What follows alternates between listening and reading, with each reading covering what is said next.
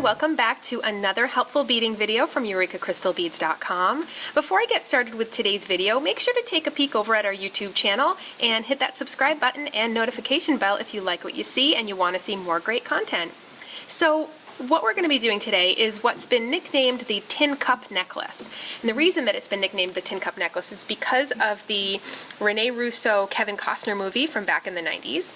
And I hope that was the 90s. I don't know, it makes me feel a little old.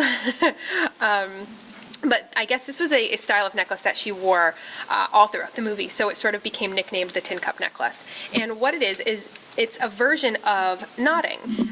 So we're going to be using a couple little neat tricks to make a beautiful little knotted necklace that actually exposes the silk in between the beads.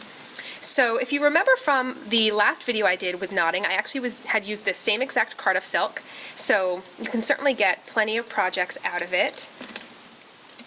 And just like I had in that video, I'm just going to lightly stretch it just to try to take off some of those little ridges. You won't take off all of them, but it's good to pre-stretch your silk so that way your project won't end up stretching over time as you wear it and things can become loose, like where your knots are, and then your beads can start to wiggle. So it's always good to give it that little bit of a pre-stretch. So unlike the last knotting video, in this one we're going to be using little tiny clamshells. So that is what it's going to attach to our little clasp here. So to start off, I'm going to make a nice little tiny knot, and I'm going to do a little double knot, just so that way it's a little bit bigger. And I'll sometimes take my little beading tweezers here and I'll pull that. And I'm going to use GS Hypo Cement. This is a great little glue for projects like this because of the pinpoint applicator. And what you'll find is that oftentimes when you take out that pinpoint applicator, it starts to ooze out on its own. So you have to kind of act quick and then get that little tip right back in there. Okay, now I'm not going to worry about cutting this off, this little tail end off yet. I'm going to wait till my glue is a little bit more dried to worry about that. So now I'm going to take the little needle, and it's a little twisted cable eye needle that is attached right onto the silk. So it's really important that you don't ever start at the needle end, pre-measure what you want, and then cut it off, because then you'll have the rest of your silk that doesn't have a needle attached. So that's really important. I'm going to take my needle and I'm going to go into the mouth of the clamshell and out the little hole that's right there in the hinge.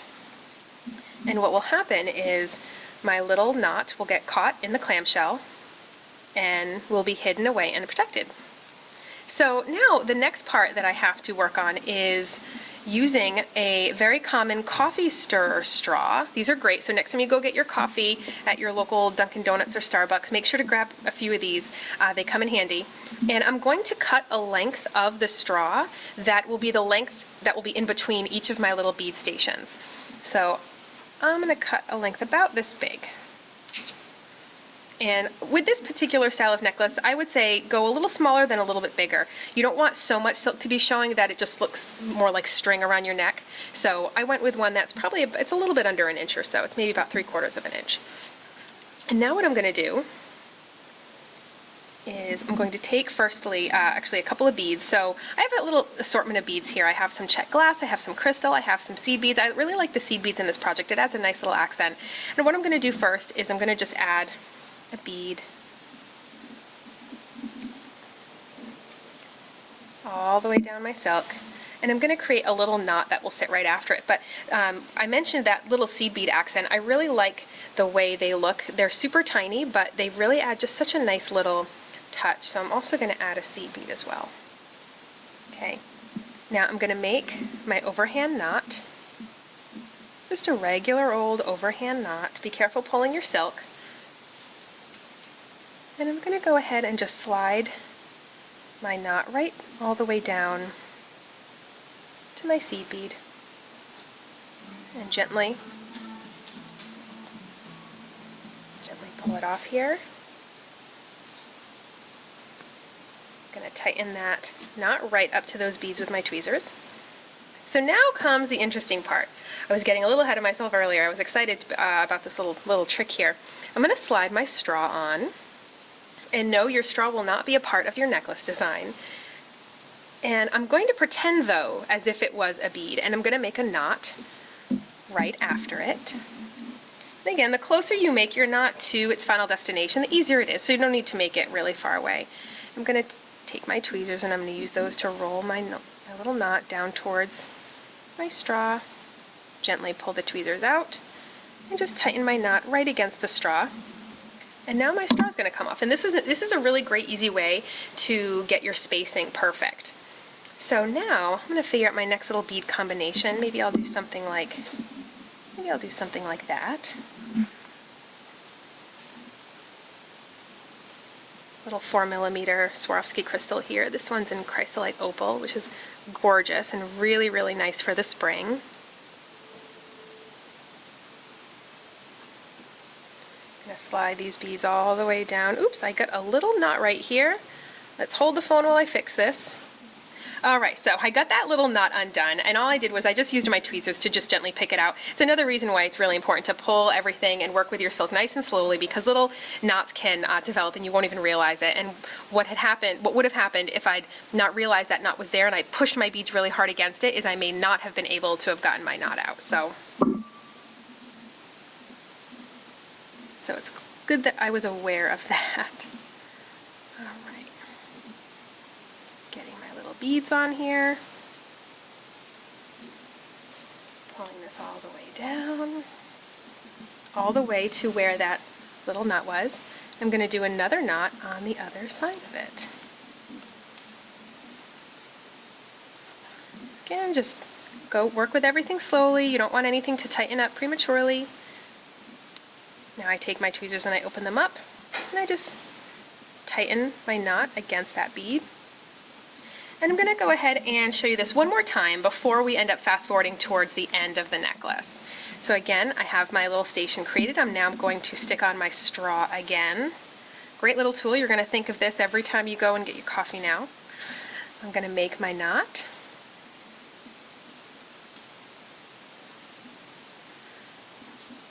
Roll my knot right down to my straw as if my straw was a bead. Use my tweezers to tighten up that knot right against that area.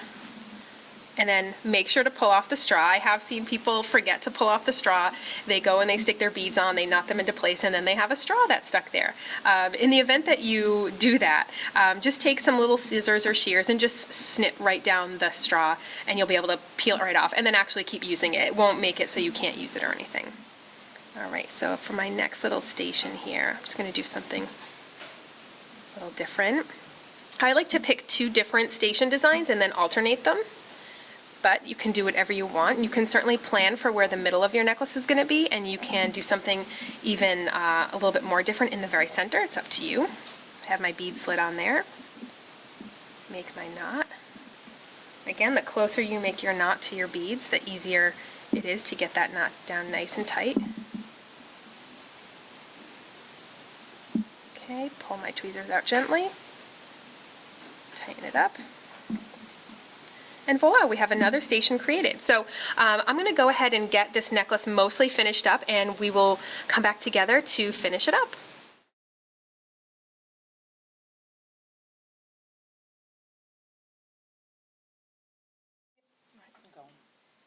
Okay, so now as you can see, I have completed most of the knotting of the necklace, and as you can see, it's a really nice, delicate design. It's great for spring and summer. And it's also great to use up leftover beads too, because it doesn't really take a whole lot of any one type of bead to do a necklace like this. So where I'm ending off is I just finished knotting into place my second to the last station. And now I just have to do one more knot, so that way I can get my very last little mini station set up, the one that's at the clasp. So I have my straw on here. I'm going to make my little knot. Drag my knot down to my straw, gently pop off my tweezers, open them up, tighten it into place, remove my straw. I'm going to add on my final couple of beads, which was just a seed bead and the crystal, just like when I started. Only now I'm also going to go up through the bottom and out the mouth of my other second clamshell, just like that. And now I'm going to create a knot that I'm going to drag down into the mouth of the clamshell. So the tweezers really come in handy for that. If you don't have a pair of tweezers like this around, they're incredibly helpful for a lot of different things, but anything that's really dainty and with thread or silk. Also getting out knots too is really great when you have them in the wrong place. So I'm just going to drag my little knot right down into the mouth of my clamshell. Again, gently slide out the tweezers, tighten it up in there. And I'm going to do one more, so that way I have 2 knots in there. And they're also going to get a little bit of the GS Hypo Cement on there as well.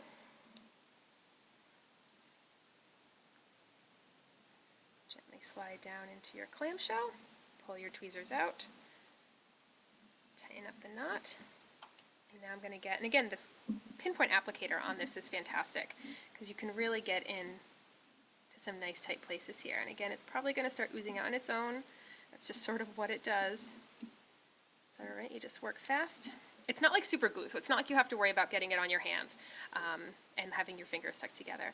So now, before I actually cut that off nice and close, I will let that dry for a little bit, but I'll show you on the other side how you finish up, because this side has now had plenty of time to dry. So I'm going to go in with some little nippers or shears or scissors, and I'm going to cut off that tail of wire so it's no longer hanging off that knot. I'm going to use some chain nose pliers here, and I'm just going to go ahead and gently shut that clamshell. It doesn't take much force. And now the little hook on the clamshell can attach to whatever clasp you want, really, but I'm going to use one of these little ball socket clasps. I think they're fantastic. And you just continue closing that little loop, just so that way it's secured to your clasp, just like that. And that is how you end it, folks. So what I'll end up doing is later on I will just snip off that little tail of wire and I will shut the clamshell and attach it to the other side of the clasp in the very same way. And that is your great little finished tin cup knotted necklace. Thanks, guys. See you next time.